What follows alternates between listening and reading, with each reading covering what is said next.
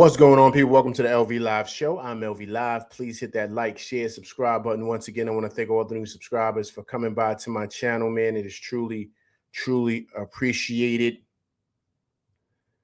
Knicks lose tonight to the Detroit Pistons by 31 points. They lost 121-90. The captain, 25 points, 3 rebounds. The Deuce, 17 points, 2 rebounds. Let me get right into it. I usually keep it G-rated, but we got our asses kicked tonight. We got our asses kicked. Like that's just it. Usually I don't I don't jump out the window like that, but it's just the truth. We got our asses whooped tonight. We did not even look like we wanted to even play. I mean, I'm going to run off the stats, in a minute, but you just saw a team out there on a back-to-back that wanted to come out here and send a message and prove a point. Send a message and prove a point. And I don't know where the disconnect is going. I don't know what's going on because we seem disconnected on offense and on defense. Just we're not there. And I just don't know where it begins or where it ends. I don't know. But I'm telling you right now, I've played this sport long enough. Guys, LV's telling you much. LV's almost 50 years old, man. I'm giving you my age. I'm almost 50 years old. I've been playing this game since I was a kid, man. I've been playing this game, and I've seen this on many different levels. I've seen certain things play out on many different layers, man. I've seen this.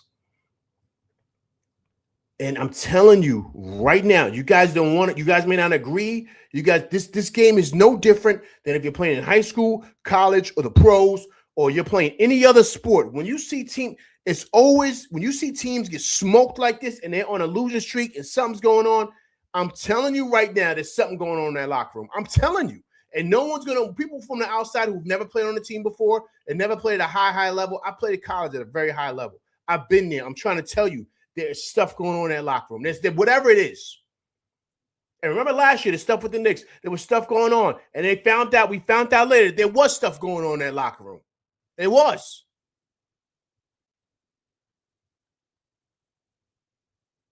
So I don't know what the dynamic is. But I'm telling you right now, this is not the same team. This is not the same team. And something is up. Something is up. What's going on, people? Appreciate everybody coming through rock with me, man.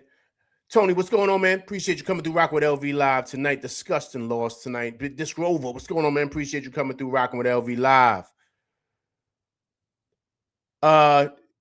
Joe Reyes, is that your name, man? I appreciate you coming through rocking with me and my crew, man. This is what I do after every game. Me and my crew, after every single game we come through, we talk about the Knicks, man. So please come through and subscribe to the channel, man. I truly appreciate you, Joe Reyes, coming through rocking with me and my crew tonight. Vibes, what's going on, man? Appreciate you coming through rocking with LV Live. BQ from BK, what's going on, man? Appreciate you coming through rocking with LV Live. Listen, disgusting loss. Disgusting loss. And here's the thing. Listen, guys. I've been doing this a long time, man. I've been doing this a long time. I'm trying to tell you guys. I've been a player. I've been in locker rooms. I played with pros that were going pro. I've done it all. I'm trying to tell you, man. And there's something going on in that locker room. I don't want to hear nothing about Towns. I don't want to have people barking on Towns. This ain't a Towns problem, man. This ain't a Towns problem. Mikal, listen, Giannobi only took 3 shots tonight. 3 shots. He only took 3 shots. Towns only took 4. Bridges only took 11. The only one that's shooting is Brunson. You guys, I'm trying to tell you guys, man. I'm trying to tell you, don't blame the players. I'm trying to tell you, it's something going on here. I'm telling you. I don't know what the disconnect is. I don't know what it is, but it's something going on. Everyone's going to say we're hitting a lull. No. This doesn't look like that. This doesn't look like that at all. Because usually they would kind of, if they was on the tips, they would kind of kick back in, like, all right, cool, we're gonna lock back in, let's get a win here. Like they would be able to kind of rev it up, like, you know what I mean? Like, but here it looks like they're disconnected. But why? Why? This is the same team from last year. Yo, Gravity, what's going on, man? Appreciate you coming through Rock with LV Live, man. Nasty loss by them boys. Losing by 31 to Detroit. Disgusting night. Disgusting night. Disgusting night. Like Brunson at 25. Brunson at 25 points. But check it out, guys. He had no assists, man. No assists. No assists from him. So listen, guys, I'm not trying to blame it on no player. I'm just trying to tell you, it's something going on here. Their body language, like everything, they just don't look connected, man. Why? Why? We saw no Diawara tonight. Why not?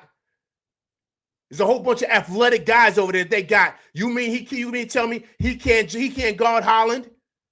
He can't guard Jaden Ivey? We need athletic dudes on the wing. You mean like with a coach? What's going on? Coach, what the fuck are you doing? We need athletic dudes out there. So you mean to tell me this guy can't get no run? It doesn't make any sense.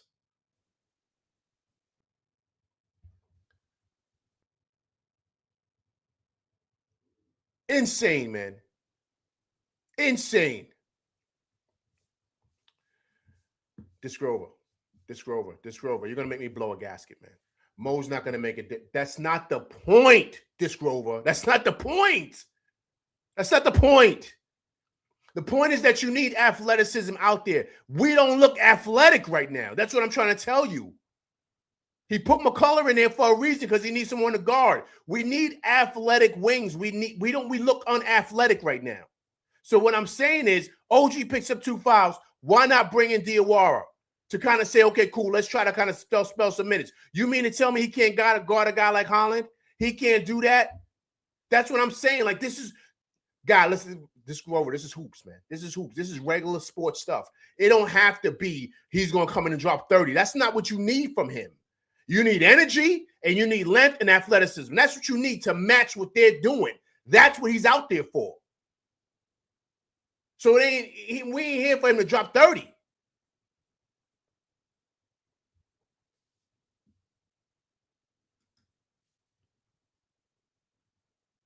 That's what I'm saying. Like you know what I'm saying? I'm not saying like that's you. Listen, man, look. That's why I started this soliloquy by saying I've been in locker rooms my whole life. I'm telling you, man. I'm telling you. And a coach understands. Like, yo, all right, cool. I see what's going on right now. Because first of all, let's be honest. Detroit had this game circled, right? So they came out with all the energy, all the physicality. They were being super physical. They were letting them get away with a lot of physicality, which is cool. I'm okay with that. So you got to match that. You got to match what they're bringing, that intensity. You have to. Because if not, they're going to just bully you all over. That's what I saw tonight. I saw a team that got bullied. So you're going to say, okay, cool. Who has it and who doesn't? All right. They're putting young guys out there for that second unit, right? Putting Holland out there, Jaden Ivey. I saw the kid, the point guard for them. I forgot. He went to St. John's. He's really nice. I'm surprised the Knicks didn't give him a second look to pick him up, but he's really good. I forget his name, but the kid number 24. He was out there, right? So this is when Cade was sitting down. That's a good time to try to steal some minutes with Diawara, just to kind of get athleticism out there. Let's see something, because we're struggling now with that. We are. And Bridges and OG are in a funk. I don't know what's going on. Big Q Jenkins. Yeah, Jenkins is nice. Yeah, he played for St. John's. I remember him. Actually, if I'm correct, I think he went to Iona first because he was there with Rick Pitino. Then he came over to St. John's when Rick Pitino went to St. John's, and he followed him over. So Jenkins is nice. He plays defense. That's what he did at St. John's, and he can score. You know what I'm saying? So I'm really, really surprised that the Knicks didn't give a look at him, but whatever. So that's why you do that, just to kind of, because you gotta match that physicality, what they were doing, man.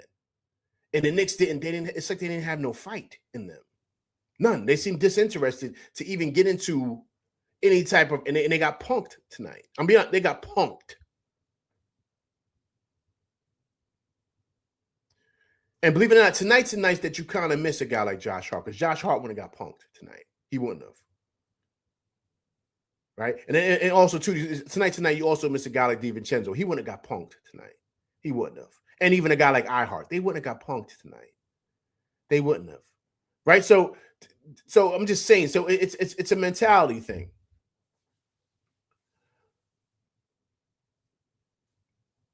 I played something for you guys earlier in the year, and I want to see if you guys remember. Do you guys remember when I played that clip from Matt Barnes when he was talking about the coach? And he was saying that he doesn't know if this is a good pick for the Knicks. And he was saying, and it's not so much the scheme and all that. He said this guy, he struggles. Like he's not a leader of men. Like he struggles with certain things, and the Knicks are going to pay for it. They're going to see. Right? And he said he's been in the locker room with that guy, and that guy is like, he's kind of like, he said he's you know, guys walk all over him. That's what he said. And so I remember hearing that from Matt Barnes, and a lot of people dismissed it. And I said, yo, man, you guys got to pay attention to what this guy's saying. You got to pay attention to what this guy's saying, because them locker rooms is different. I'm telling you, if you guys have ever been, and I have to stress this because it's so much more than just rolling the ball out there and shooting it. It's so much more than that. And you got to make sure that whoever's in that locker room is able to get the best out of everybody. It's okay when the shot is falling, but when you meet adversity, how does that guy who's leading the team, the coach, how does he handle adversity with his players when guys aren't playing well? How do you handle that? Right? So that's what I'm saying. And based on what Matt Barnes was telling me, I said, okay, this could be a problem.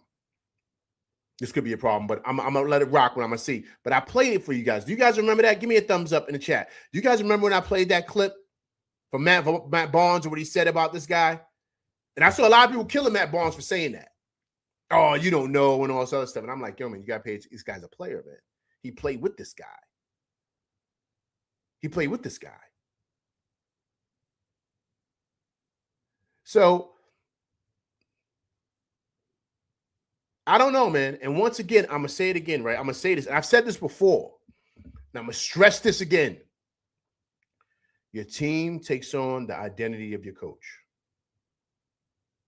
Your team takes on the identity of your coach. If your coach is soft, your team's going to be soft. That's in all sports, in all genre, whether you play football, baseball, basketball, soccer, whatever. If you got a soft-ass coach, your team is going to be soft. I'm telling you. I'm telling you. Most of the really, really good teams in the NFL, who are they led by? Defensive-minded coaches. It's just been as of late that you've seen, like, you know, Mahomes thing going because, you know, of Andy Reid, right? But I remember when Andy Reid was in Philly, his claim to fame, he had the offense, but the defenses were the key over there. That's why they were so good with McNabb and them boys. So, you know, once again, this is all a thing with sports. So it's just things that I see and I'm watching. And I'm like, this team don't look right, man. They look totally disinterested. And so that's why I'm going deeper here than just guys not making shots. I'm going deeper into that.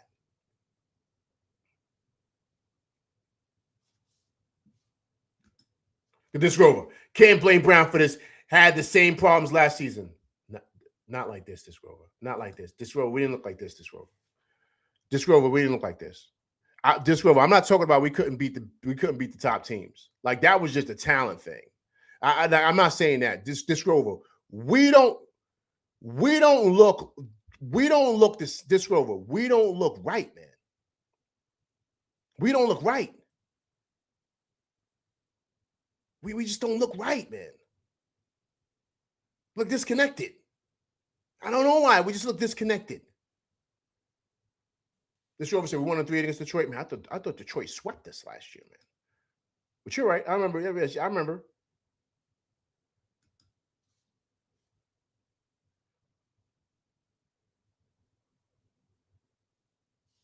Orlando Monos, what's going on, man? Appreciate you coming through Rock with LV Live. Yeah, right. Tibbs didn't want to play the bench. That's the only reason Brown is coaching Knicks. Listen, I'm going to play that. Because Jim Dolan let the cat out the bag. He said exactly why Tibbs ain't here. Because if Tibbs would have made that adjustment, Tibbs would still be here.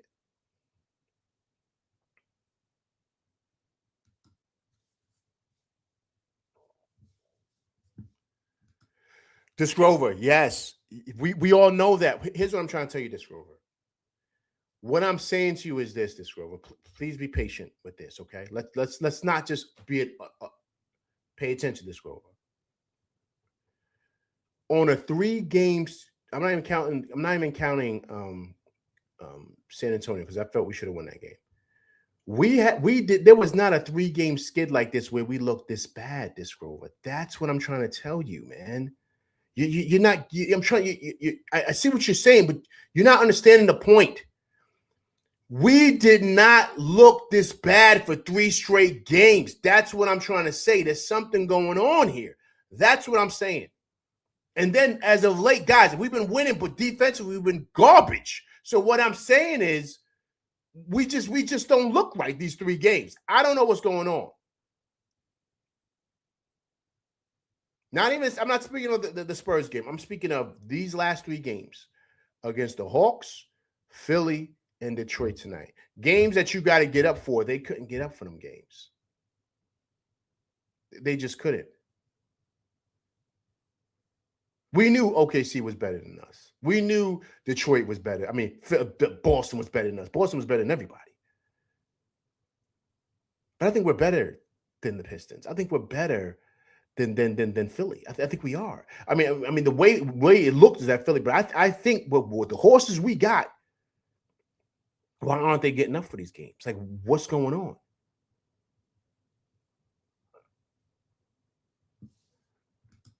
We didn't. Disc Rover, it's not about winning, Disc Rover. It's how they look, man. Come on, my guy. Come on, my guy. It's not about losing. It's how they look. The key is, I said, they look disconnected. They look bad. That's what I'm saying with these losses. You can lose. It happens in the league. No one cares. But it's how you look. They're getting smoked. Like they don't even belong out there with these guys. And these guys aren't even eons better than the Knicks, is what I'm trying to tell you. These are teams that they felt the Knicks were better than. Everyone knew OKC was better. Everyone knew Boston was better. We just want to see how we matched up against those teams. We feel everybody knew. Everybody's been talking for the last couple of weeks about the Knicks being the best team in the East. That's what I'm getting at here. They're coming out the East, blase block. LV has been a victim of that also. I was the one also to say it. So what I'm saying is it ain't about losses. It's about how we look against teams that we should be better than. That's what I'm saying. So it's just a comeback down to earth.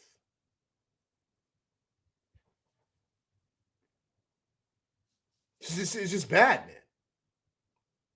It's just bad. Corey Lindsay, what's going on, man? Appreciate you coming through Rock with LV Live. Tough loss on the boys. Namrick, what's going on? Appreciate you coming through Rocking with LV Live, man. Tough loss on them boys by 31 to Detroit. Looked disgustingly bad tonight, man. Disgustingly bad. I mean, it looked really, really, really, really bad.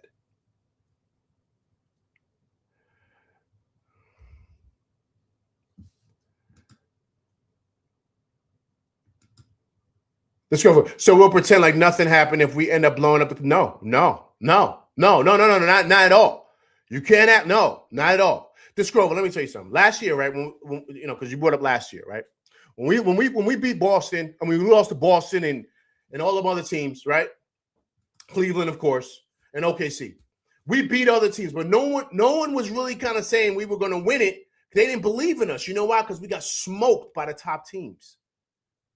So trust me, after what I've seen these last couple of games, and not because we lost, but how we lost, there's no way right now I'm totally confident that we're the team to come out the East. I don't know. Because I got to see, like, yo, man, are you guys going to be able to get yourselves up for these games? Or are you going to just throw a dud or just be disconnected like that? Because the stuff carries over. It does. And so, yes, you can hit a lull in the season. That happens, man. But not look like this.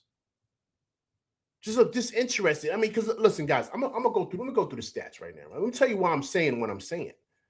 I'm trying to tell you guys, like, this is a direct reflection of just how they looked. They out-rebounded the Knicks 44-30. That's with Cat and Mitch out there, by the way. Offensive rebounds, they had 14 to our 5. That's with Mitch and Cat out there, by the way. Assists 25-15. Steals 12-7. Blocks 11-3. That's with Cat and Mitch out there. And OG. 20 turnovers, and we gave up 33. They scored 33 points over those 20 turnovers. Fast break points, 21-12. Points in the paint, 52-34. And their largest lead tonight was 33 points. I mean, come on, man. This is not this was an ass kicking. This wasn't even, come on, no resistance.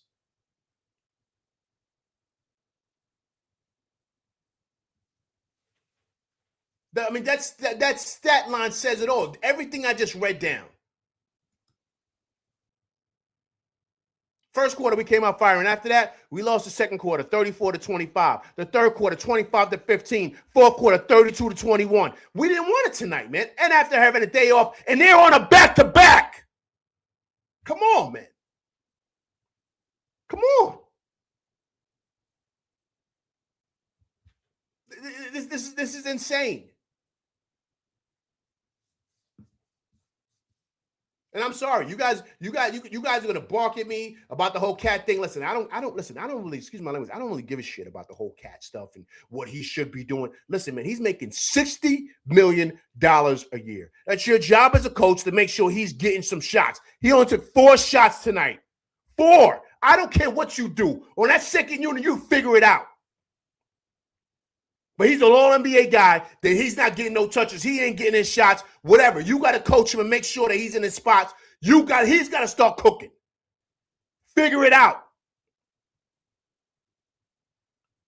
That's your job as a coach. You can say what you want. He was putting them numbers last year for Tibbs. No problem.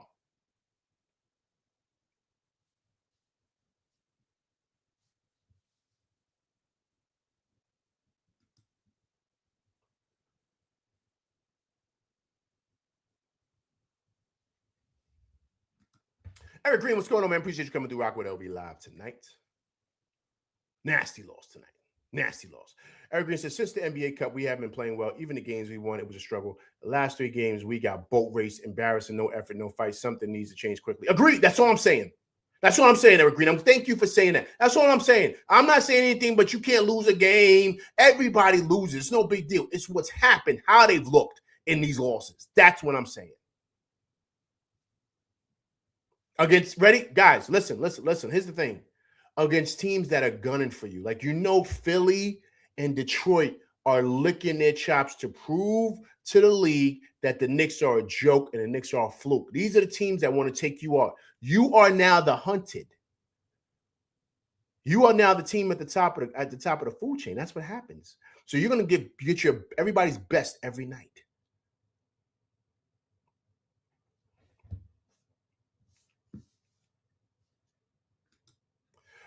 Discover took 4 shots, made 1, had 6 turnovers and 3 offensive fouls. Discover. Okay, come on, LV. Okay, Discover. Here, okay, let me help you. Let me help you understand. Listen what I'm trying to tell you, Discover. Okay. He's obviously struggling right now. What I'm seeing, right? What I'm seeing, and once again, this I don't mean to throw this out there, but this is why I'm telling you, I played. Like, I've been in these locker rooms. This is what I'm trying to tell you. When a guy like that is struggling who's 7 feet, right?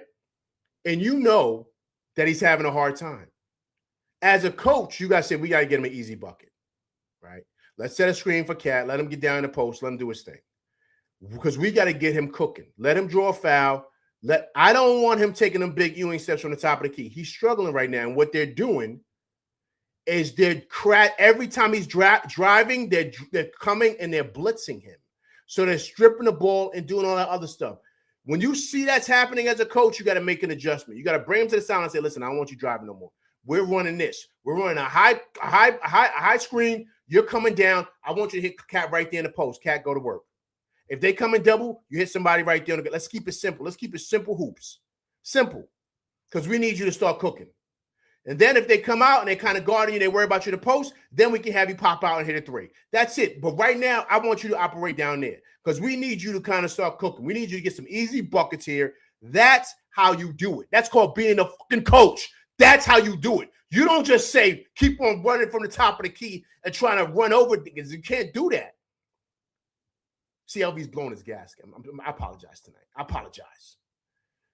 So this is what I'm saying. Like, I understand he's making mistakes. You as a coach got to reel it. This is part of fucking coaching, man. This is where you got to reel him in and say, yo, perfect example, right? I'm gonna give you another example of this. This is easy work. Easy work. You got a guy up there that's the point guard, all captain, right? He all captain. He's the man. We know that. He has no assist. Like, that means he's not looking to pass. You got to reel him in and say, yo, man, we understand that, but no one's getting touches. No one's getting touches. OG's got 4 shots. Cat's got, you the man, but we need help here. You can't score everything. This is simple hoops. This is not hard.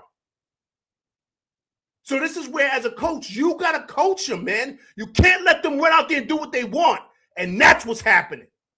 And this is why I go back to the Matt Barnes piece when he said this guy is a player's coach. He doesn't have the balls to step up and say anything to anybody. You see him on the sideline with his hands in his pocket. He looks like this is simple stuff. It's a simple adjustment, man. It's a simple adjustment. Let me pause. You saw LV blow a gasket. I apologize, but it's simple hoops, man. Sometimes you don't have to reinvent the wheel. But when you see your guys, because they look out of sorts tonight, all over the place. And that means they're not giving any direction, man. They're not. And you got to reconnect with your team. You got to reel them back in and say, yo, all right, cool. Yo, man, this is what we're going to do because we're kind of out of sorts here. I want y'all to run an offense, but listen, let's run some simple stuff here because, yo, they're over pursuing Cat. Listen, man, look, this is what they're doing. Every time you're going, they're crashing down. I want to come around. I want to set a pick. Brunson, they're doubling you. They're coming. I want somebody to make a back cut for OG Brunson. You look for him. Boom, let me get an easy dunk. This is simple stuff, man. Brunson has 6 turnovers tonight, man. Every time he's dribbling, they reaching over, they doubling him, they reaching, they stripping him, all types of stuff, man. And it seems like he's just letting them do what they want to do. That's what it felt like tonight. That's what it felt like tonight.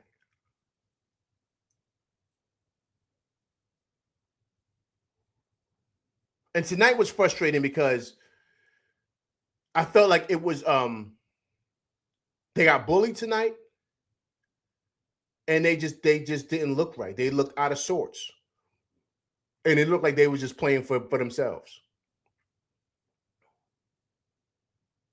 Detroit was on it. They knew everything they wanted to do. They saw Cat was driving, they doubled. Brunson was coming, they doubled. Brunson sometimes was taking force. He was forcing shots. He didn't need to because they were over pursuing. They were over pursuing on everything. As a coach, you got to identify that and say, yo, hold up. Let's bring this back because, yo, they're coming, they're doubling. They're doing this. So this is the play we're going to run. Boom, boom, boom, boom, boom.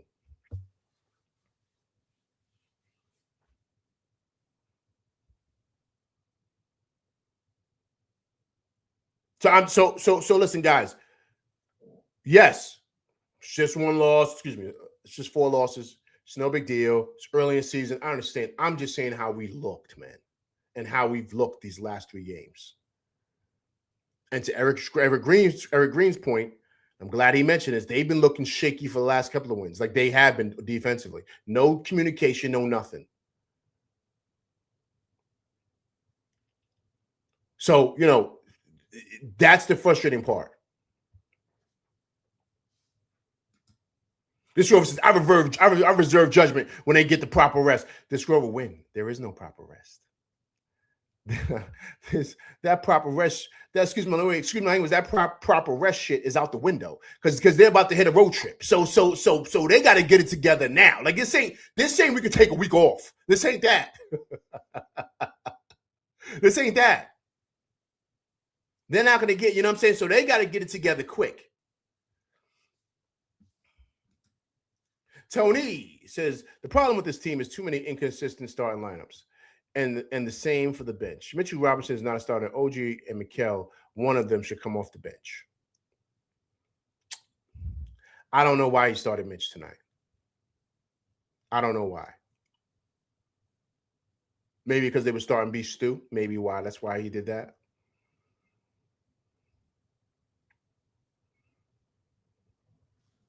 I don't know why. But I do agree with you, Tony.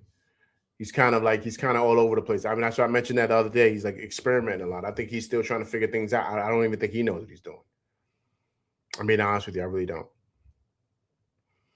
I think he's still trying to figure things out with this team. If you really want me to be truly, truly honest with you.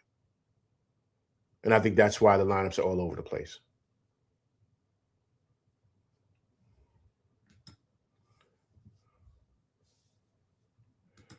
Trevor says we get 2 full days off after this Sunday.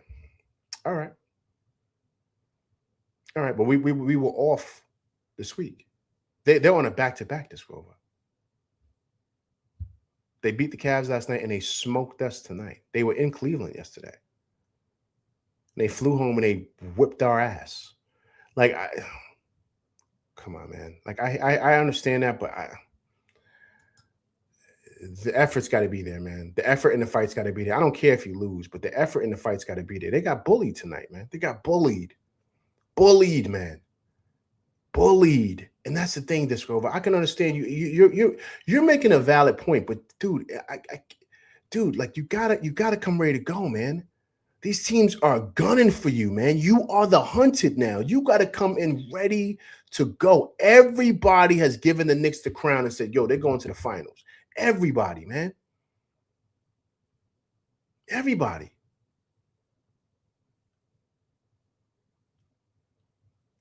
Look, I think Boston's going to win tonight, so we're going to probably be in the 3rd seed. I don't even care about none of that stuff no more. I don't care about none of that seeding. I just want to see us every game. Every time I'm judging us off for every game. Let's just stack wins, man. Let's not even talk championship.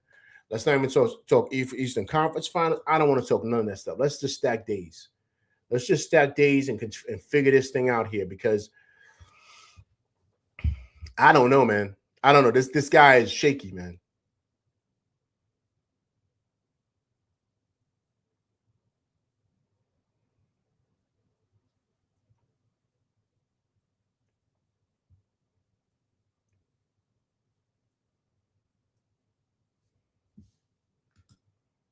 Tony says last 10 games, OG and McKay. Tony, man, I don't know, man. Tony, I don't know.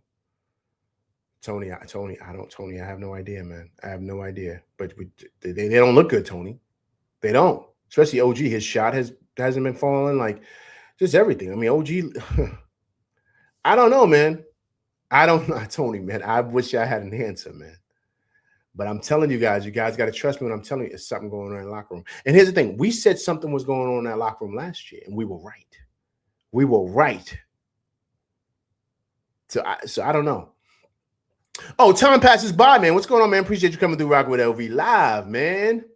It's truly appreciated, man. Truly appreciate you coming through Rock with me tonight, man. On this Monday, man. Everyone's back at work, man, from the holidays, and it's a crazy way to start the work week, right? Insane. Time passes by. I said we were winning when JB has 5 or more rebounds. The ball's not moving. We're back to Tibbs game plan. Yeah, I don't know, but time passed. Why isn't the ball moving, man? Why isn't the ball moving? Why? I'm just asking you why.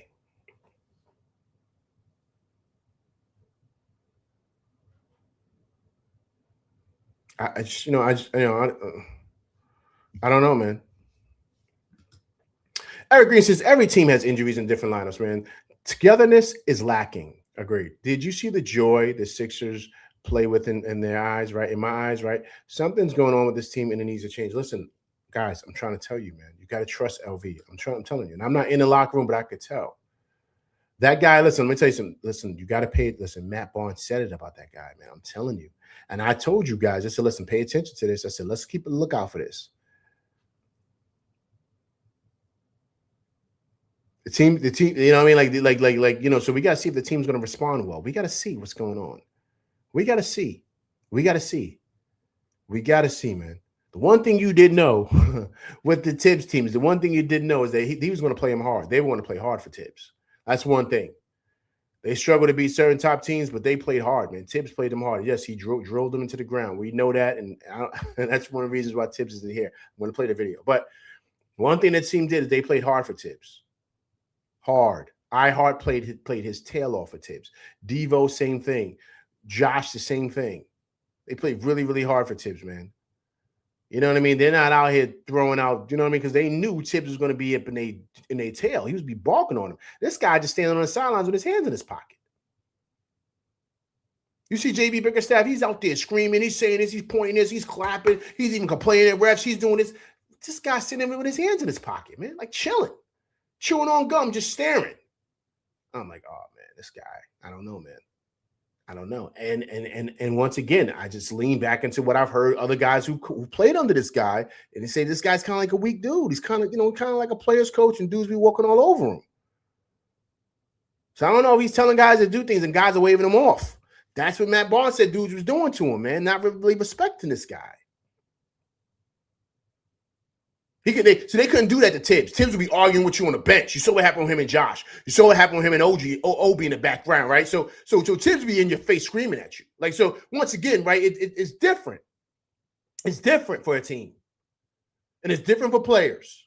I'm telling you. I played on teams with coaches that we knew if we didn't play hard, we was going to be running the steps. I knew that. Running suicides till we threw up. Like, I knew that. And there's certain coaches you play with, they're kind of weak. They let you do whatever. And you know ain't no repercussions. And they said that's what this guy is, man.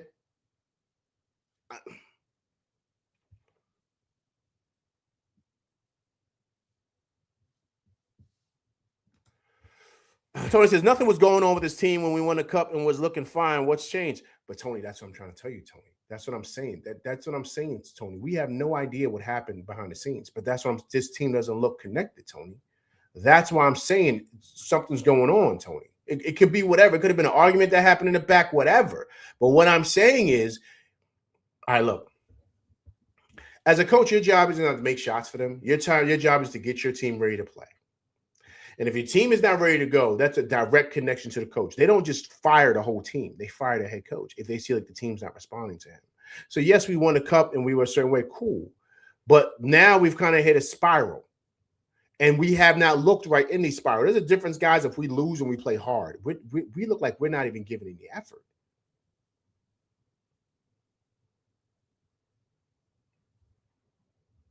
That's the thing. That's what separates this, what I'm saying. Because you can lose. It happens.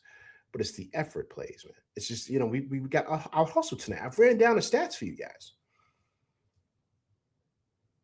Insane. Insane. You saw a team that wanted it and a team that just didn't want any sauce tonight. They didn't want no sauce. And they had a day off. And this team is on a back-to-back. That's the shit I'm talking about. Excuse my language. LV's off there. I'm on a rocker tonight. I'm sorry. But that's what I'm talking about.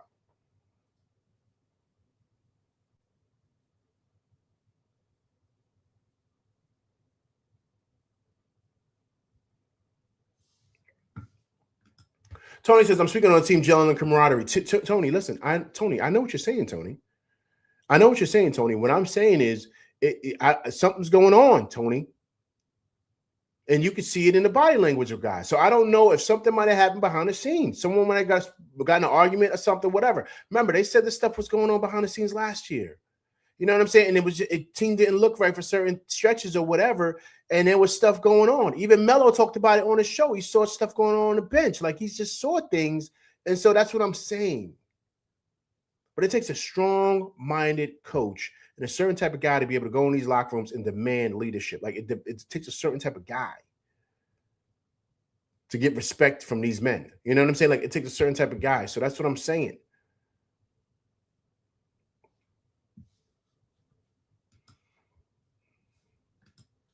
Tony says the coach is not setting up enough plays. Look at where Cat is getting the ball top of the key. That Thomas pass, I said the same thing.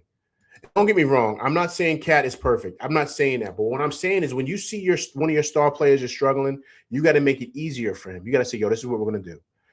You go on the sideline, you say, "Yo, listen, we're gonna run this play right here. Yo, OG, you come up, you set a double screen, Cat. I want you to come right behind him. I want you to get right there in that post. Cat, go to work. If they double, you slide over, hit the three. If he's not there, I'm looking for the cross court right there. Somebody hit a three or someone's cutting. Let's keep it simple. We're gonna take it back to middle school. Let's just keep that simple play. OG, you set the screen, Cat, you slide over. I want you to go to work. Try to draw a foul, get to the line, but let's get you something easy. It's guys, trust me, it's that simple. It's that simple. It happened in high school, college, all levels. When I played in the program league, same thing. It happened. Coaches would do certain like to get your star player touches because he ain't getting no touches. So you're like, yo, we got to get him going. That's what they would do for the great players. They treat him like he's just some has-been. He's a bum. Are you insane? So you got to get him touches. I don't care how you do it. You better do it. He's getting $60 million a year. Like, what we got smoke and dust? Like, I'm just being honest with you. You got to go out there. You got to feed him the rock. I'm not speaking of you guys per se. I'm speaking of the coach. Like the coach, doing extracurricular stuff. That's what I'm speaking of. Like he should be connected to that, but he's not. He's not. So you got him at the top of the key doing all, and they're swarming on him. Swarming. And we know Cat is not, he makes sometimes boneheaded plays. We know that. Help him help himself. That's what coaches do. Because you say, all right, cool. He's struggling right now with this. This is what we want you to do. To help you kind of get out of your head. Come around the blocks right here. That's what we want for you. Boom. That's it. All right, Cat? All right, cool. So you got to know how to deal with different personalities. That's what it comes with the team. Brunson, you might have to say a couple of things to him. He knows what to do. Cat, you might have to really coach him to get him to get out of his head and get him to get to certain spots to where he can feel comfortable and get busy. That's it. It's just about knowing personalities on the team. So what I'm saying is that if your all NBA guy who's getting the most money on the team is not getting his shots up, maybe he feels a certain type of way. I don't know. I don't really give a shit. But what I know is that he's one of the best players on the team. He ain't getting touches. Figure out a way to make it work. That's how I look at this whole thing. Because we ain't winning if he don't get busy. I'm telling you right now, we're not winning nothing if he doesn't get busy. We're not. We're not. Because if I remember correctly, he saved us in one of those games against Detroit, right? Because he got busy, right? If I'm correct. He saved us a lot last year in a lot of big games when Brunson didn't have it going. Cat had it going, right? But he's got to get touches. He's got to in the spots where he likes it at. So you got to figure that out. To me, it's easy, man. It's not hard. And once again, he's not perfect. He's not a perfect player. But you traded Dante and Randall for him because you want him to give you 25 and 12, right? That's the number. Let him get to that and figure out a way to get him to that. That's your job as a coach. Or if not, you're out of here. I mean, this is simple, man. This is simple.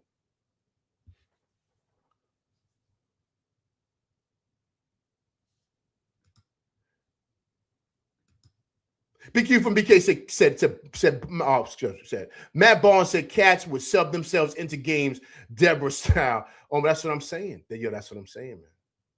That's what I'm saying. He said dudes just did not respect that guy, man. They didn't respect him at all. At all. So that's what I'm saying. So, once again, the honeymoon period is over. It's over. And yes, they may come back and may win like 4 in a row. All right, cool. I'm not one to be like, yo, like I'm like, nah, I gotta see, man. I gotta see this all the way through now. Because these couple of games right here doesn't make me feel good at all. Even if we lost, we would play really good. And they just kind of got the best of us a day, and we lost. Like, let's say the score right now was 121 to 111 or 108 or something like that. And they kind of made a last push in the fourth or something. It was a good game back and forth. All right, cool. You know what I mean? You lose one, all right, cool. Or when we played Philly, right? Philly beat us 130 like 123. You know what I mean? 130 to 127 or something like that. It was a tough game. We just wasn't getting smoked the whole game. Like, that's different. That's different. That's your team putting up a fight. The other team just had a better night. It happens. But not like this. I agree. Remember, Cat? That's what I'm saying. That's what I'm saying, man. That's what I'm saying. Like that's what I'm saying. I don't, you know what I mean? Come on, man. Like I don't really care about none of that other stuff. All that stuff about him, this and Towns, this and that. Yo, man, he's getting too much money for us to sit around and like not figure out a way to get him the pill. Like it's just, I don't really care. I don't really care. He's getting $60 million a year. He's an all-NBA guy. He's an all-star. He's going to be in the Hall of Fame. Coach, make it work. Figure it out. I don't care, but we got to make him happy. But we need him, man. We need him. Figure out a way to make this offense work for him. That's your job. WizBKLA, man, said there is definitely a moral issue that's affecting this team. Motivation. I don't know if there is a player or a coach that can shock that back into action except for a serious trade. Ooh, look at WizBKLA. Wiz, what's going on, man? Hope all is well with you out there, man. How's things going out there in sunny California? I'll be back out there this summer too, Wiz. I love it out there, Wiz. I love it out there. Wiz. Wiz, ain't nope, man. Listen. If you guys ever been to the West Coast, man, it's dangerous out there, man. You'll lose yourself, man.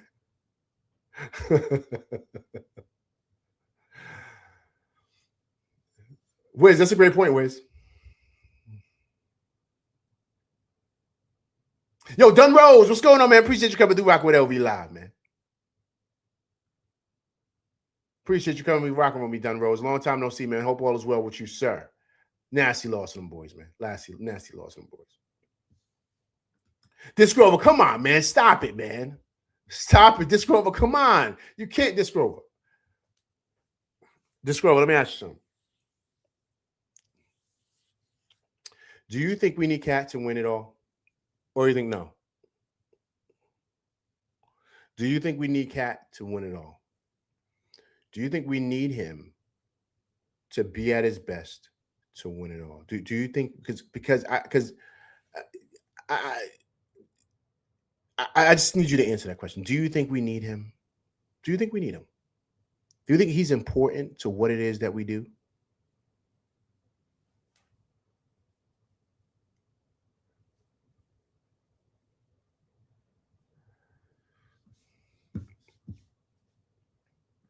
Gravity says, to me, it looks like the players also get sick of Cat's poor effort on defense. He's a weak link on D. Yes, Gravity. Check this out, though, man. Check this out. I forget who I watched, right? But they said the team's their defense is actually worse when Brunson's on the floor, man, not when Cat's out there. The defensive efficiency is actually better when Cat's out there with Bridges, OG,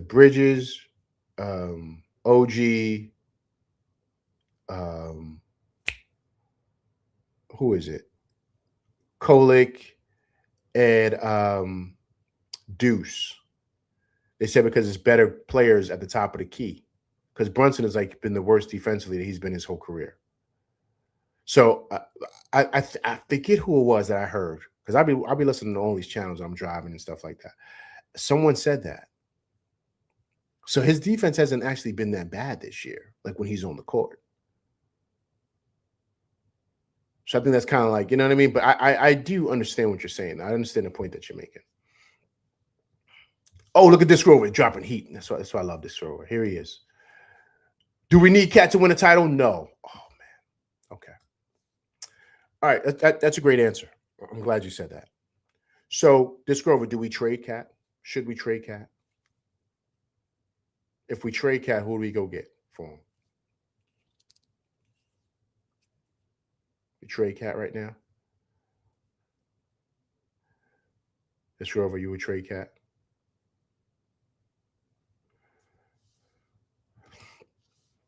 Wiz said, I can't imagine seeing McCullough off the bench to lead this team in assists with only 3. I wonder what it would look like if Brunson took 10 shots and tried to get 10 assists.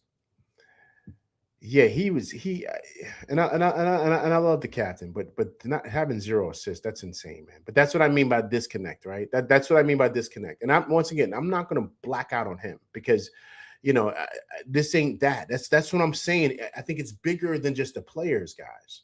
It's bigger than the players. You got to get your guys ready to go. Yes, they're pros and stuff like that, but they still need direction. You can't just roll out the ball and be like, whatever, you guys figure it out. It ain't that. You got to set up plays in order for certain things to kind of, because guys need touches. They need to see the ball go on the rim. They need all that stuff to happen. So, I don't know.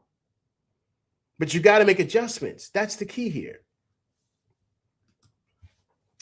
Gravity says, it's almost like we can't have good defense with Cat and Brunson on the floor together. Shaking my head. If I was Giannis, he may not want to join the Knicks after the Pistons game. Dunn Rose, here's the thing with that, right? With the Giannis piece, right?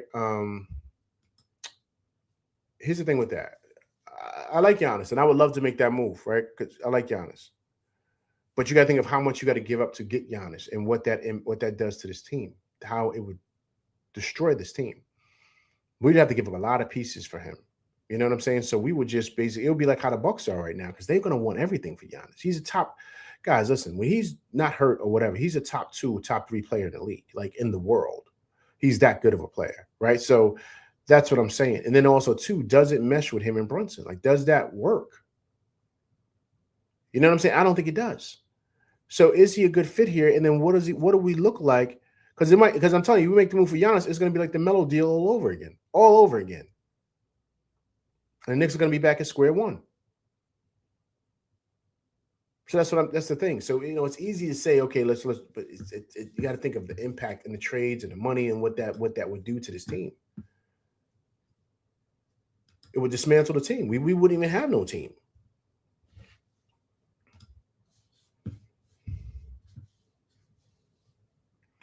Once again, I appreciate everybody coming through rock with me tonight, man. I was blacking out, man, and I apologize, man. I just don't like.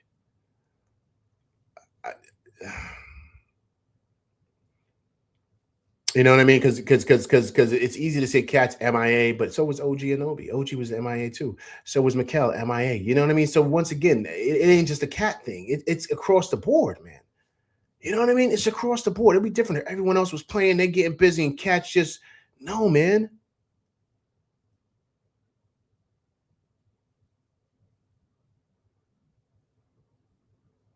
Like it's just insane. If you think it was shots through the third quarter, right? I see this on the stat. Shots through the third quarter.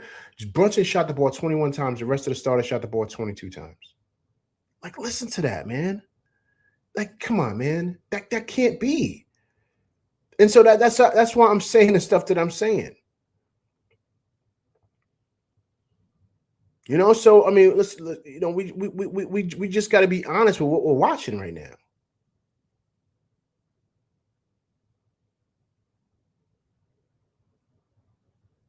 And once again, you got to know that they wanted to play us, man. They wanted to play us, and they wanted to destroy us. They wanted to do exactly what happened tonight, and we let them. And that's where you got to figure out the fight and whatever the situation is. You got to say OG Anunoby only had 5 points on 3 shots. He was a -30 tonight. That's what I'm saying. So this is a whole team thing, guys. This ain't just, you know what I'm saying? This ain't just everybody want to get on Cat. I'm looking at everything that's going on. Everything. Everything.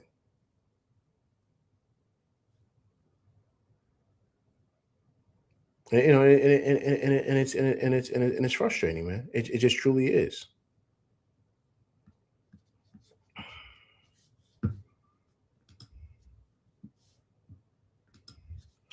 Let me try to pull up something here. Let me pull this up here. I'm trying to see. Give me 1 second, guys. Hope everyone's doing well tonight, man. I see LV's blacking out, man. I apologize, man. Very passionate about my team.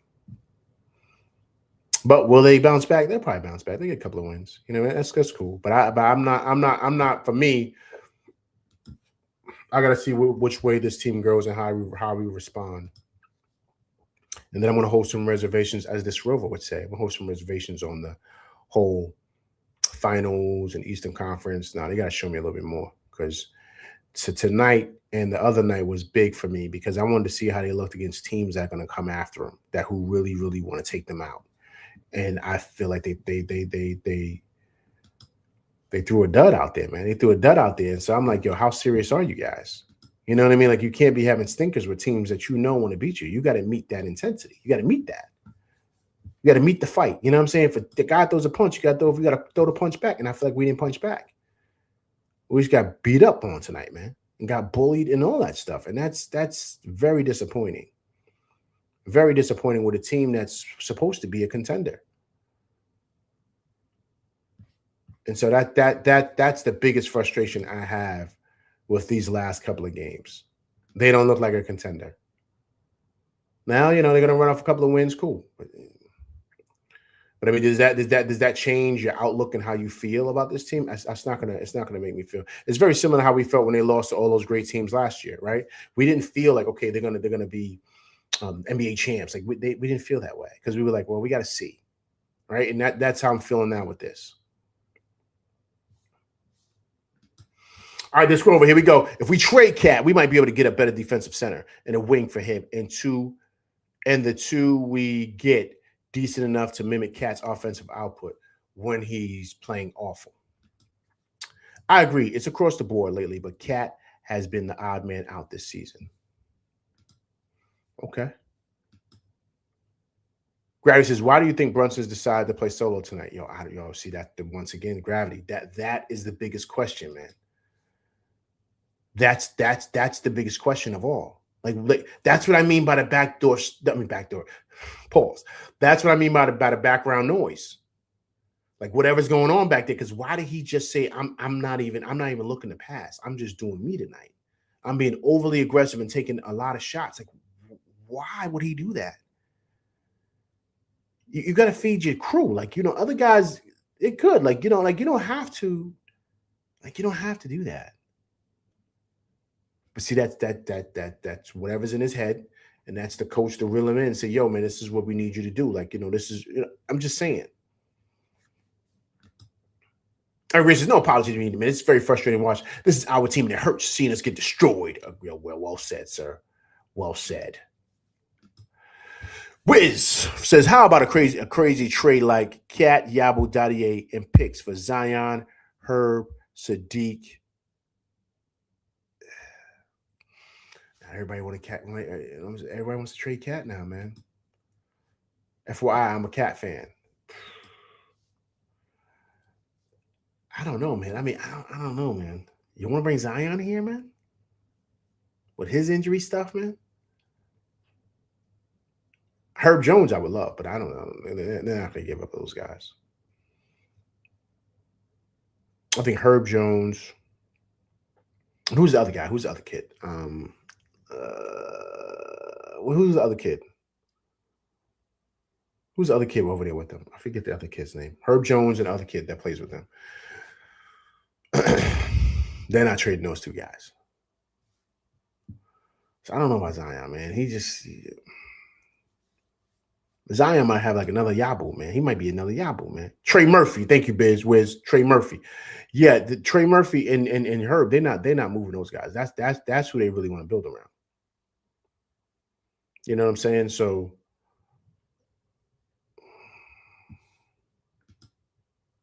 Green says Zion can't stay healthy. That's what I'm saying, man. That's what I'm saying about the whole Zion piece, man. You know what I mean? Because he can't stay healthy. So it's like, do you even want to touch that? Cat plays, man. Cat plays. He's pretty durable. You know what I'm saying? He plays.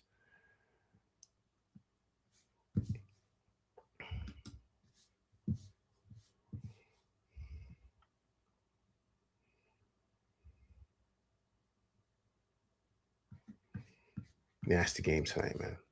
Nasty game. Nasty game. Nasty game. And very frustrating. Very frustrating. Very frustrating. Body language looked bad. Just nobody just, you know what I mean? Just no one just seemed interested at all. And, just they just didn't seem interested, man, at all. What was going on, man? What was going on with the team? Nothing. And as much as we want to, try to, and I get it, man. I understand the whole Cat frustration. Like I understand all of it, but I'm looking at the whole team as a whole. You know what I'm saying? And my thing is, if Cat is your guy and he's here, you got to make sure he's getting touches. If Bridges and OG have really good wings and they can score, you got to make sure they're getting touches. These guys can't get no shots, and Brunson's taking you know what I mean? So once again, I don't know where that's coming from, the direction that's coming from, who's the one to make that call on that. Like I don't, you know what I mean? Like I don't know. who that falls on. But what I'm saying is something's got to get fixed because that can't be the formula, especially against these really good teams that are going to identify who their studs are.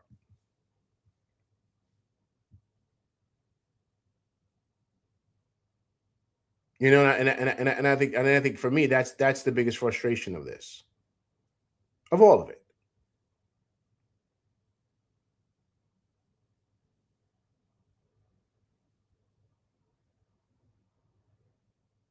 You know, and so they're gonna compare him to Tibbs. You know they're gonna compare him to Tibbs now. You know that's gonna happen. that's gonna happen. That's gonna happen. Actually, with that being said, let me pull up the interview with James Dolan, man, and what he said about Tibbs. This is pretty powerful stuff, man. Pretty powerful stuff, and what was discussed on WFAN, man. You know what I'm saying? It was pretty ill what was being said. It was actually on what was the guy's name? Carlton show. I forget the guy. The Carton show. They had Dolan on there, man. It was talking about Tibbs and stuff. Let me make sure I got that. I'm trying to pull this up for you guys so you guys can hear it. And what was basically being said. It was pretty good, man. Pretty intense stuff, which I really thought. And I really liked it, too. Thought it was really, really good and really intuitive because it really kind of gave a really full, good breakdown of the conversations that were being had, regarding, how they came to that decision regarding Tibbs. And I think it's really, really interesting, too, because we all was kind of blindsided by that move, right? We know people kind of felt it was coming. We weren't sure, you know what I mean? How it would look, or what would happen. And so when it did happen, it was kind of like, wow. But then you're hearing stuff coming out about, players and their frustration with Tibbs, and it was a players meeting, right? You're hearing all this stuff. Right, and you're trying to see. I'm trying to pull it up right now. Let's see if I got it here. You're trying to see. Okay, exactly what happened. Why did things? I just had it here, man. What?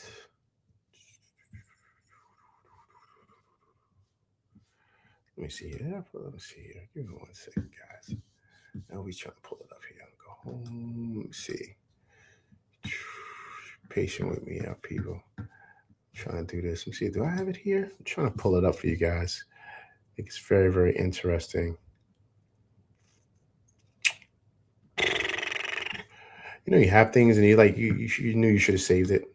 I know I had it, but I gotta. So give me 1 second. A little technical difficulties here with LV tonight, man. I appreciate you guys once again coming through, rocking with me, man. I truly appreciate it. After this loss, very frustrating loss tonight. I was very upset. As you see, LV was blacking out tonight.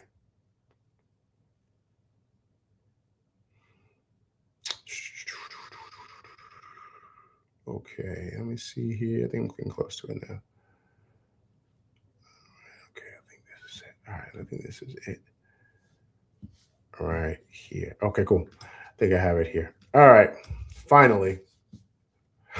You guys are waiting.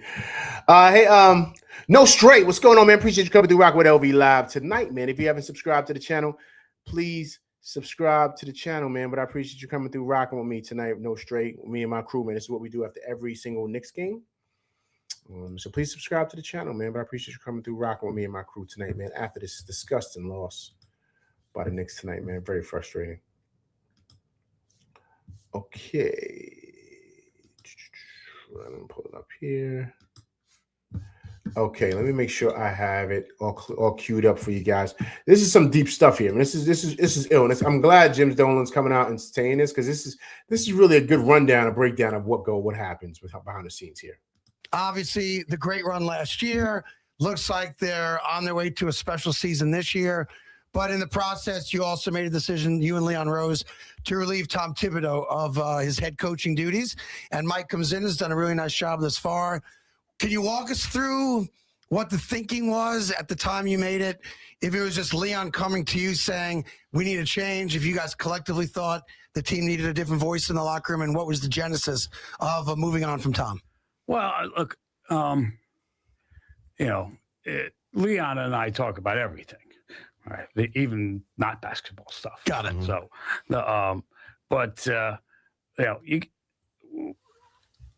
the team is really built on the shoulders of Tom Thibodeau, right? He built that core, sure. Right? We went as far as we did last year, and so you really got to take your hat off to Tom, and the job that he did. But we did come to the conclusion that we had an idea of how we wanted to organize the team. And actually it goes for both teams, and that meant we needed to evolve, right? Actually beyond the old traditional coaching, right? Formulas, etc. And we tried to work that with Tom. It really wasn't his thing. I don't want to put words in your mouth. From that, do you mean like not using the bench that much, the style of play? No, what are you referencing there? That's some of it, right? But it is much more about style of leadership, right? Collaboration versus sort of lone wolf type of thing. Yeah, got it. Thank you for giving me the word. I got you. That's better than the one I was thinking of. But because of the way, particularly basketball, but also hockey too, the way the sport's evolving, the how much more complicated it is. We're very, very big on development in both clubs. Because you can't. It's not like the old days, like the old Yankees, where you get Reggie Jackson and this guy that put together a team. It's almost impossible to do that in the NBA. You have to home grow, right, some of your talent, and that also builds up trade currency, et cetera. But it's a development thing, and that's a team of people. There's literally 20 people, right, who are specifically dedicated to developing the players, to getting their skill levels up, to getting the strategy on the court in, right? So part of that's develop players that become trade pieces, develop players that obviously become valuable depth guys off your bench. Right, and that's important for the development of a franchise, right? And that really, look, Tom liked development, but he didn't really. There you go. So that's telling you basically what happened while Thibodeau's gone and Mike Brown is here, right? So it's a collaborative effort, and also to the development of young players. And the collaborative effort, when we heard stories like this, we heard rumors of the fact that Tibbs didn't really collaborate with guys on his bench. He didn't really, and like Carton said, a lone wolf. Like Tibbs did everything himself. He didn't really take advice from his coaches. Mike Brown listens to his coaches. He's kind of like a people guy. Tibbs wasn't like that. And then he also stated how this is something that they were talking to Tibbs with for the whole year. Like they were. Actually, no, he didn't say it there, but he does say it on another part of the interview. And how the collaborative thing, they were talking about that, and also to developing these young players, because like he's mentioned, you can't go out and just spend money on players. You have a second apron and all that stuff now. You can't do those things. So it's very, very important that how you draft and how you develop players. Like that's extremely, extremely important. And Tibbs didn't, he wasn't really willing to do that. He wanted to stick to his own way. And if Tibbs would have been willing to do that, Tibbs would still be here, guys. He wouldn't have left or been fired, excuse me. And so the fact that he wasn't willing to do that and he wasn't willing to change with that, that's the reason why he's gone. So let me ask you guys. So do you think, based on what Dolan is saying, does that throw out the idea that, that it was players who pretty much went and complained about him, like to Leon and Dolan, and got Tibbs up out of here? Or was this a yearly thing that they were talking to Tibbs about him doing it, and he just didn't want to do it? So they were saying to him, we want you to play younger guys. We want you to play Kolick, or, we want to see what this looks like. We want you to kind of talk to some of your assistant coach, collaborate with them about a game plan. And Tibbs was just like shutting them off. And they said, okay, after the season, he's gone. So maybe they already knew, and they already came up with a decision that after the season, he's gone, whether they win a championship or not. But then if they won a championship, there's no way they fire him, right? They would have to bring him back. It would look crazy for them to fire Tibbs. But I think that it was like championship or bust at a certain point during that year, last year. Because based on what Dolan is saying, they've been talking. They was talking to Tibbs about this for a minute now. For a minute. So this is interesting because it's coming straight from the owner, the guy that runs the show. He cuts the checks. So this was interesting to see. This is very interesting to see. Okay, Tony says, LV, man, I'm going to be honest. I'm not mad about the last few games. I think it's within the players to know their roles if they want to see a championship. Tony, that's not true, Tony. Tony, it's not. Tony, you're way off, Tony. It's not up to the players to know their roles, Tony. If that's the case, Tony, all them cats will be going out there trying to shoot because, remember, they was the man in wherever they came from before. Like, they feel like they the man. They feel like they could score 20 or 30. It ain't up to the players. The coach puts them in positions and situations to let them know this is what this team needs from you. This is your role here. So this is going to be a different role that you played when you were at St. John's. This is going to be a different role you played when you were at North Carolina or Duke, or when you played with the Spurs, or what you played with the Grizzlies or whomever, right? This is going to be a different role. So your coach dictates how he wants the team to run, how he wants guys to play, what guys he's going to play, and what role he's going to be in. Right? If that's the case, Yabusele would be coming over here doing the same thing he was doing with Philly. While we thought he was a good piece, and now he's coming over here stinking it up. He's stinking it up because he's playing opposition. He's got him on the outside doing whatever, and this is not a good fit for him at all. And so that's all attributed, Tony, to the coach and how he runs things and how he wants the players to be and what he wants certain players' responsibilities to be. Because if they don't do what he wants them to do, check it out, Tony, they're not going to play. So, yes, the players have responsibility, yeah, but the coach is the head of the ship, man. He's the head of the snake. He runs the show. So everything, the offense, the defense, everything is from him. And whatever they decide to do and whatever sets they run, that's on him. He calls out the plays. He calls out, you know what I mean? So this is all on him, man. Now, of course, having a better players, make sure your schemes and stuff like that run better or look better because you have better players. But the roles and all that stuff is all defined by the coach. He lets it be known what your role is and your responsibility for this team. Tony says, I'm tired of talking about Tibbs, man. Agreed, man. Not Tony. It's a wrap for Tibbs. I just thought it was very interesting to hear Dolan kind of come out and finally talk about the whole thing. I thought it was very interesting. Oh, everybody who's rocking with me tonight. Look who walked in the building tonight. Look who just decided to drop in. All my day ones, you know who this is. A pillar here in the LV Live show. He only shows up when the Knicks are on their face. They got their face in mud. And they got to wipe the mud off their face. That's the only way he comes in. Everybody, let me get a round of applause for NBIC 2.0 coming in here rocking with LV Live tonight. Hope all is well with you, sir. Listen, NBIC, Happy New Year, man, to you and yours.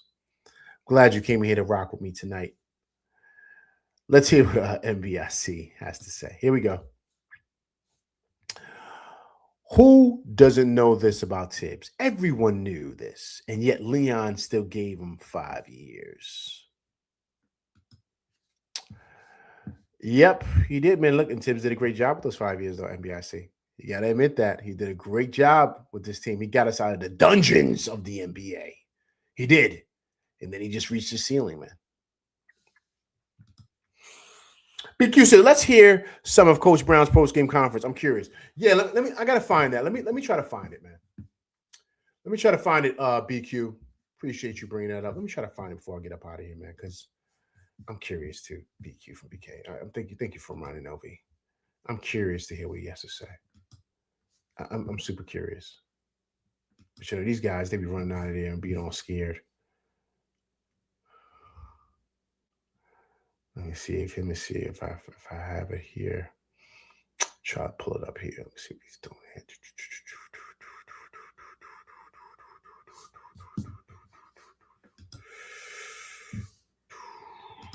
Okay, let me see. Try to find it here. Let me see.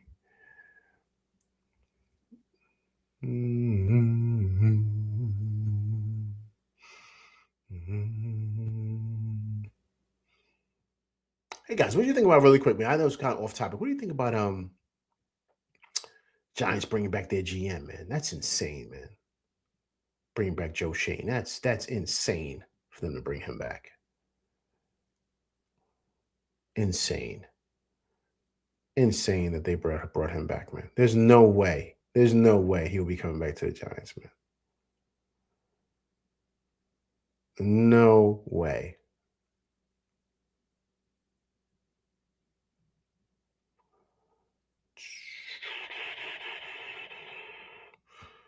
Okay, I'm trying to find his post game. Okay, let me see here. Let me see.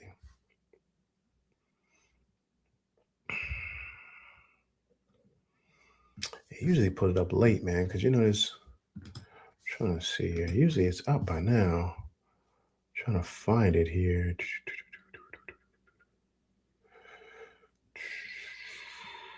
Kate up there chirping, you know what I mean? The whole day they all chirping, all Pistons fans, all of them chirping.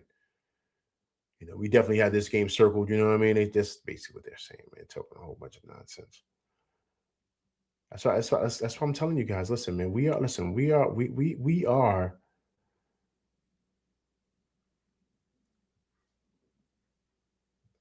Listen. We are the center of everything, man. And what I mean by the center of everything, everybody wants to beat us, man. Everybody wants to beat us when you're the talk of the town. And so you got to be able to match that energy, man. You got to be able to understand that's what it is when you're really, really good. That's just what it is. Like you can't dismiss it and kind of be like, all right, whatever. Like you can't do that.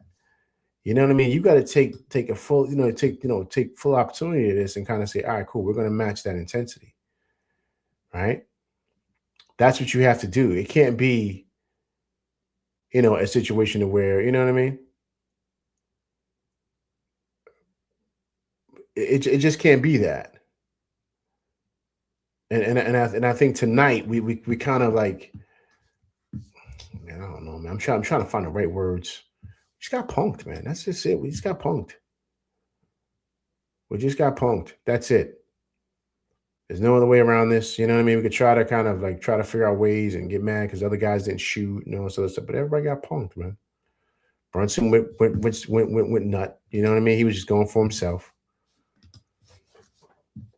And that's it. You see, I'm trying to find this Mike Brown. I don't see it anywhere. I don't see it. Let me try to go to another site. Let me see here.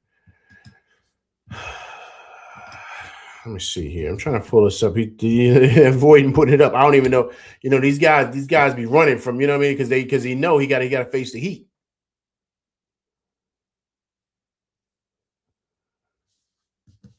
These guys be running, man. Running from.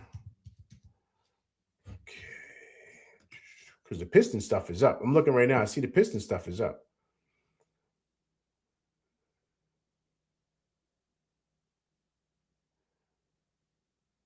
Yeah, the Piston stuff is up. They up. They interviewed JB Bickerstaff and all that. He's getting interviewed and everything. I don't even see Mike Brown stuff. What you guys think? You guys think he's running, man? He running scared, right? He probably running scared, man. He probably shook, man, because he know he gonna feel the heat, man. He know he gonna feel the heat.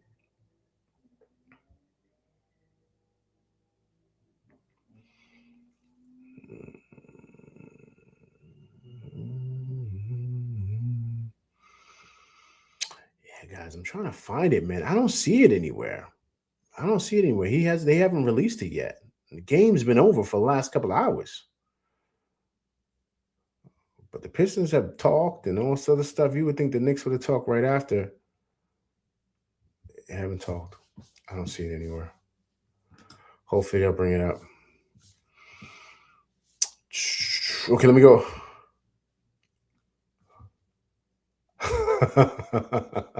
Everybody said the Giants owner can't focus on the team right now.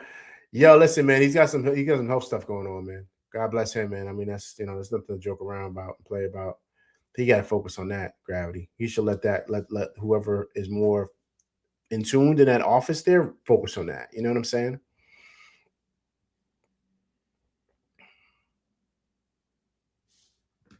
BQ says the NBA has to stop with this. Yeah, Grant Hill. Yeah. They're terrible. He was terrible tonight. He's not good. Plus, he's a Detroit guy, man. Of course he's not. NBC. What happened to the championship or bust? Win now mentality. We still haven't made that turn around the corner yet.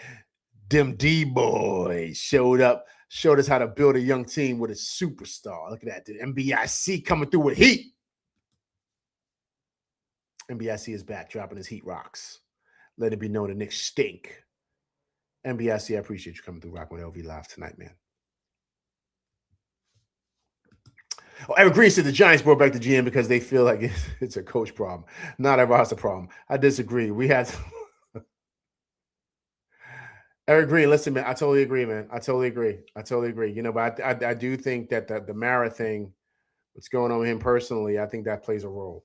And they don't really have, because of what's going on with him personally, I think that's impacting certain things to where maybe that certain decisions that need to be made, people aren't comfortable making, you know what I'm saying? Because everything goes through him, so I think that plays a major role. So it's like, let's not make two major decisions right now. We let go of the coach. So now, let's not let go of the GM too, because we need someone to do that job. We don't want to have to, you know what I'm saying? So that's probably a lot, man.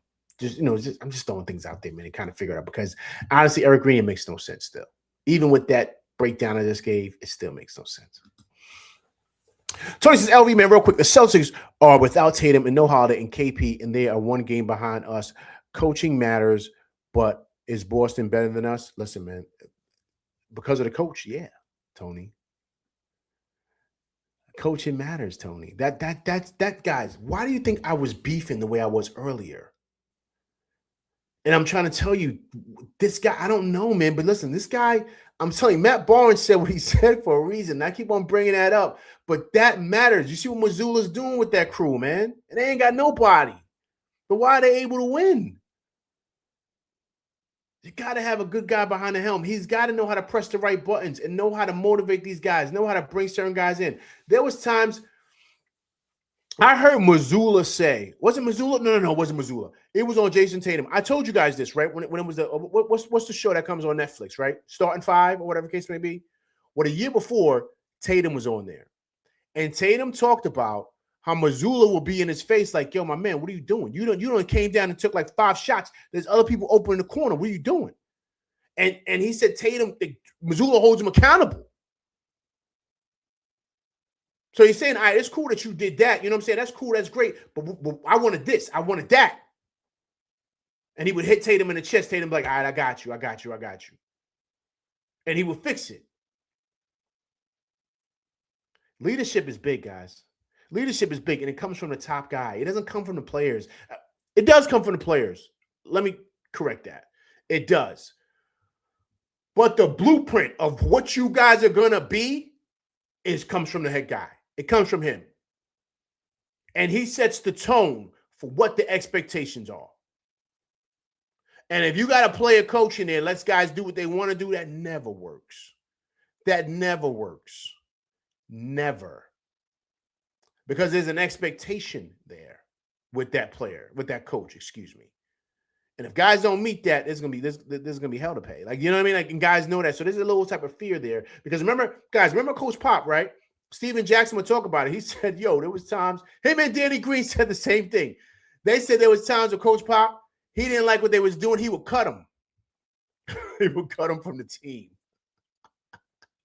and they'll be out there on some other team, and they will get cut or whatever, and then he will bring them back later in the season to ask them if they learned their lesson. Like it'll be crazy stuff that Pop would do. But he would treat Ginobili, Manu, and all those guys the same, and Tony Parker the same way he treated the guy at the end of the bench. So leadership matters, guys. It really, really, really does.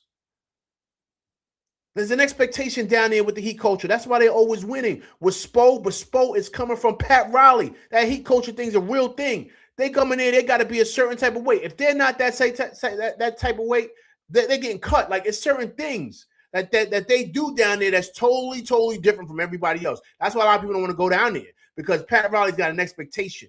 You got to be in shape. You got to be eating right. You can't be coming in overweight. You can't be doing none of this stuff. You got to make sure, I'm just saying, I'm just throwing things out here, guys, as to the reason why certain guys run things a certain way and why you have winning organizations. That's why.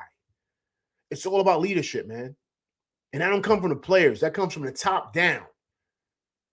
And so, we're going to see still with Mike Brown, but I'm just saying there's things out there about him that's been floating around, and he ain't it. And so we got to see. We got to see. Give him time. I don't want to throw him out, but I'm just saying, when I've seen these couple of games, I'm like, this doesn't look good. This looks like a team that's disinterested. And it shouldn't be. It's not. We didn't even get to All-Star break yet, and we look like we don't even want to be bothered. It's not good. Tony says, so the question is, who is the leader and the voice of this team, LV? Tony, I don't know, man. Tony, I don't know. Tony, I really don't know.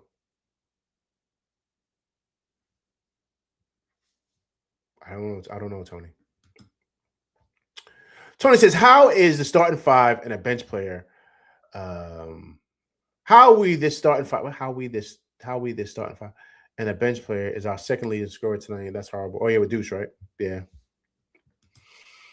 So he says Mike Brown better fix it. Fix it or not, we're going to have Mo. Yo, he's got to fix it, Tony. Tony, he's got to fix it, Tony. Because Tony, it's not Tony. Look, it's not just a cat problem. It's across the board. You know what I mean? Even with Brunson having 0 assists, right? Like he's not even passing the ball, right? OG Anunoby only getting a couple of shots. Bridges only getting a couple of shots. It just doesn't look good. Like it just doesn't. You understand what I'm saying? So once again, like, why does the team look like this? Like after a couple, like what's going on? And he can't go to James Dolan and Leon and tell him that the players are tired. He can't do that. He'll probably lose his job. He can't do that. He's because the NBA, all these guys are tired. Detroit just came from a back-to-back. They were on the road for a back-to-back. They were at Cleveland and then came home. Now, I know Cleveland's close to Detroit, but I'm just saying that's what their back-to-back was, against 2 top teams. But they're able to bring it. So why is that? Like, you know what I mean? So they got to figure it out, man. But it falls on him, Tony. I'm sorry, it does. This is the same team that got to the Eastern Conference Finals with Tibbs, who grinds them into the dirt. You know what I'm saying? Everyone complained about him playing too much, blah, blah, blah. Cool. But they still got to the Eastern Conference Finals. They beat Detroit. They beat Detroit. They beat Boston. No one's supposed to beat Boston. They beat Boston in 6. So what I'm saying is, whatever it was, it worked. So, and I told you guys this. Remember I said the most pressure is on Mike Brown. I said he's got the most pressure out of everybody. Everybody. All the coaches in the city, he's got the most pressure, man. Because we're ready to go. We're an already made team. We're ready to go now. So last thing you want to do is go backwards. And so, yes, we're number 3 in the East. Nothing to complain about, nothing to worry about. But these last couple of losses are kind of concerning here. Even the Atlanta loss was nasty. You know, so I don't know, man. Jason Rodriguez, what's going on, man? Appreciate you coming through Rock with LV Live tonight. Tough loss for them boys. By 31, man. Nasty loss. Look at Jason Rodriguez. Check this out. We need a better defense. Trade Cat ASAP. His continuous turnovers are sinking this team. Get his money for a defense asset. All right, cool. Trade Cat, right? Listen, that's an easy fix, Jason Rodriguez. But who are you going to bring in that's going to be able to fill what he does offensively and on the glass and defense, then that means you're getting like an all-world guy. That's very, very expensive. Did the Knicks even have it enough to go and get that guy like that? I'm just asking. I'm just asking. Because it sounds good. It sounds so easy to just trade him. You know what I'm saying? He just got here last year, and we made it to the Eastern Conference Finals. We're the number 3 seed in the East still. We kind of hit a little skid. Cool. I think there's a lot of things that need to get fixed. Something's going wrong here.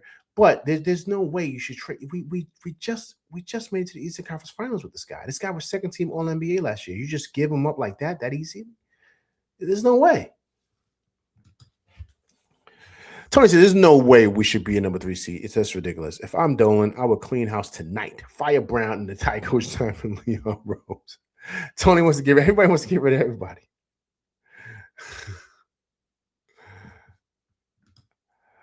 Yeah, JB no assist tonight is not a good look. Makes him look selfish. Yeah, that's what I'm saying, man. That's what I'm saying. And I love Brunson. He's the man. I don't want to trade Brunson from nobody, but he's got to get. Someone's got to kind of reel him in. You know what I'm saying? I don't know if it's his pops or whomever, but you can't just have him where he's just running roughshod and just going for self. Like that doesn't look good for your team. And then also, too, what does that do for the team camaraderie, too? Because they might feel like, he's just going nuts. You know what I mean? Like, whatever. Like, just think about it. Tony says, Boston doesn't have the best players all season, and they on top of us. I'm sorry. I'm firing the whole coaching staff. Look at Tony. Tony says, everybody got to go. Everybody want to get rid of everybody. Listen, LV never said that. I said some things that need to be changed and fixed. Yeah, but I'm not trying to fire everybody, man. We got to still figure it out and kind of, get things right. But, there needs to be some serious conversations. I'll tell you that much. You know what I'm saying? I'm being super honest with you about that. You know what I'm saying? Because it just didn't look right.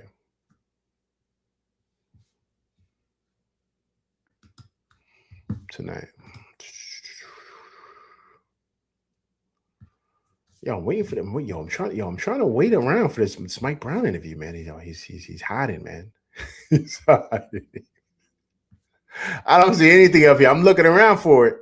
The Pistons already talked. They're there chilling.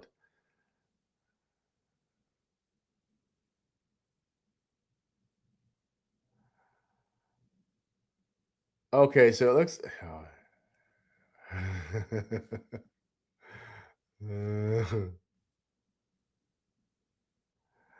Okay, so Steve Popper looked like he talked to somebody. He just put it up. Steve Popper just put it up.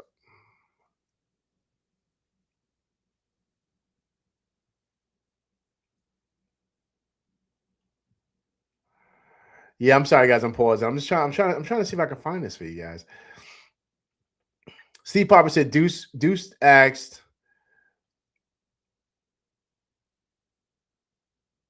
Deuce McBride was asked what he saw from the defense. What he saw from the defense. He said, "Man, did we play defense tonight?" Jokingly wise. You know what I mean? Brunson said to Steve Popper, "I just think that they were ready to go tonight. They wanted to play. They truly wanted to win, and we didn't." So they don't even got the guys on camera. They just talking to reporters, man. That's what Steve Popper reported just now.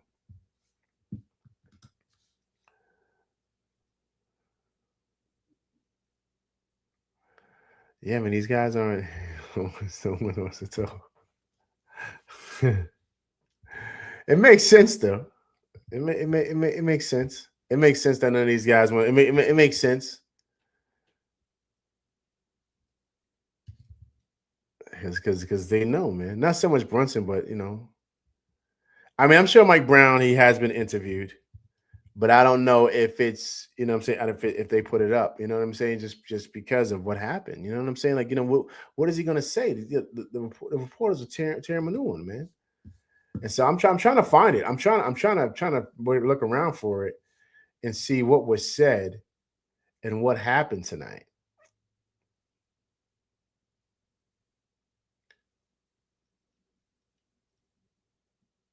But I'm not seeing anything.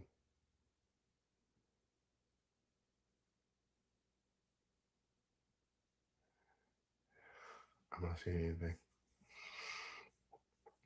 I'm trying to wait for you guys. I'm trying to get it for you guys so we can kind of see, but I'm not seeing nothing. I'm not seeing anything.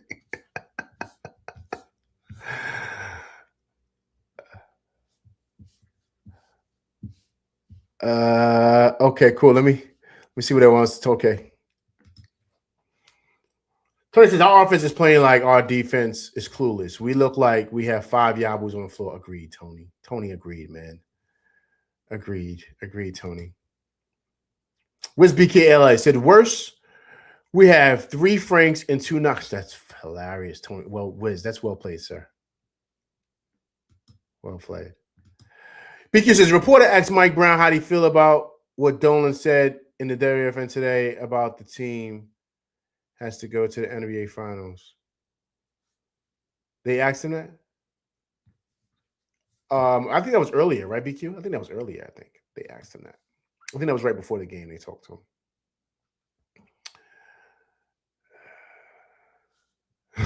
Tony said, Tony, that didn't happen, Tony. He good for the whole season, Tony. Tony says, Brunson never speaks his mind. I hate that about him, man. Little bro, like, bro, just speak up and let's play. Yeah, man.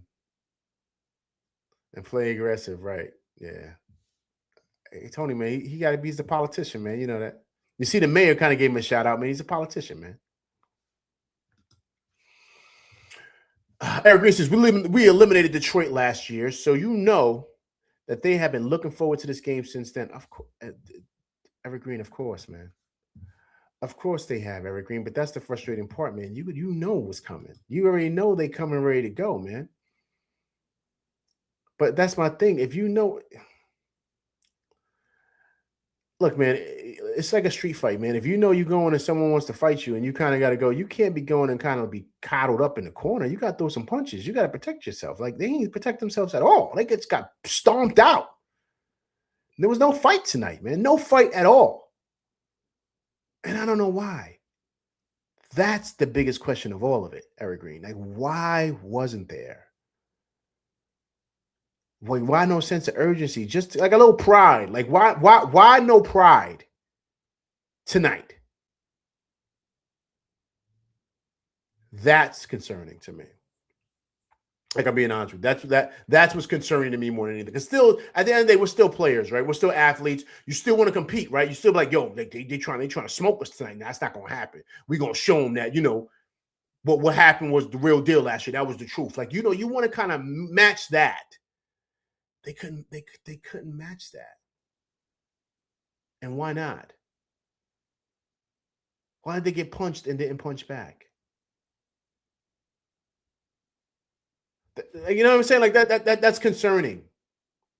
That's concerning. We don't want you to punch back and fight when it's the playoffs. You might not even make it to the playoffs if you had that attitude. Like, I'm just saying, like, now's the time. You know what I'm saying? There's certain games you got to get yourself up for and be ready. You still got a lot to prove. You haven't won anything yet. So I don't know, man.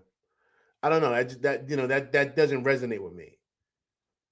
I get it. It's 82 games. Every game is not going to be the same. And I get it. Some games you take games off. I understand that. But there's certain games that you circle also, right? There's certain games you circle also. And as much as Detroit wanted this, you should have wanted it too. Because you should have wanted to prove to them, like, yeah, we're really like that. Last year wasn't a fluke. We're really like that. It's got to be that way. It can't just be like, all right, on to the next, like, whatever. It can't be that way, man. Because you can't turn it on and off. You can't do that. And I don't want us to be a team that's just, all right, let's just kind of let's skate through the regular season, get ready for the playoffs. Because it doesn't go like that, man. You just got to, you know what I'm saying? And that's, believe it or not, in some ways, that's where I kind of miss the Tibbs mindset, because Tibbs would have had these guys ready. They wouldn't have played like this. Because it's not like Detroit is so much better than the Knicks. I didn't see that tonight. Even when Jalen Duren comes, like when they're fully loaded and we have everybody, they're not so much better than the Knicks. I think the Knicks are better.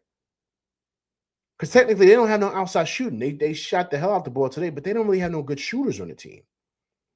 They mostly get their stuff from inside the paint. The Knicks can score on many different levels. But what Detroit has is they have that fight in them, that dog in them. You got to get that. You got to get that in you, man, if you want to beat these teams. And not saying the Knicks can't, because they can. But last year, I felt they weren't in the same class as Boston. So I wasn't surprised that Boston was doing what they was doing to them. I felt they weren't in the same league as OKC. So it made sense why they struggled.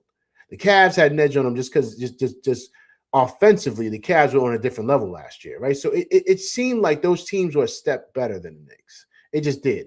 These two teams they got smoked by, it doesn't feel that way.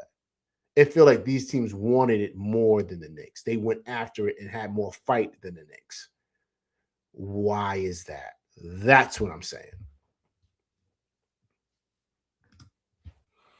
Tony says, I need OG or someone to speak up and make a scene, get into a fight with a teammate or something. We need it. I think we got to wake up. If we want, Tony, you know, it's ill that you say that, Tony. Tony, you know how many locker room fights I've seen because of stuff like that? It's funny that you say that. I was in a couple locker room fights too, man. Like that stuff happens behind the scene. You know why? Because guys get mad. There's a lot of emotion that goes into these games. And when you feel like a guy's not playing hard enough, or you feel like, I've seen fights during halftime, man. Guys throwing blows, coming out the locker room with bloody lips. You know what I mean? Guys got a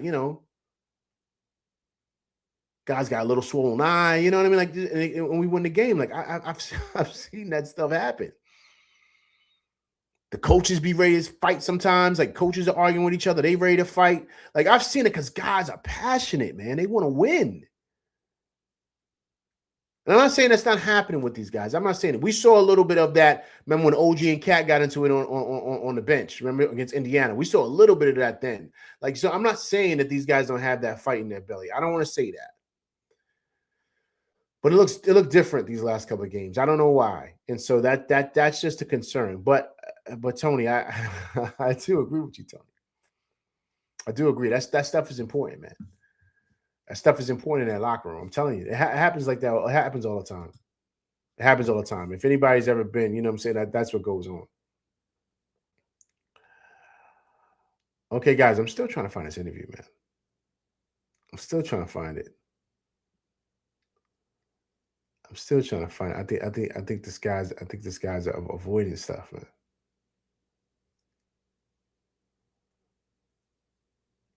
I think this guy's avoiding stuff, man. I could be wrong. I don't want to jump the gun here. But it's kind of crazy that I don't see anything with him talking. I don't even see any reporters posting anything.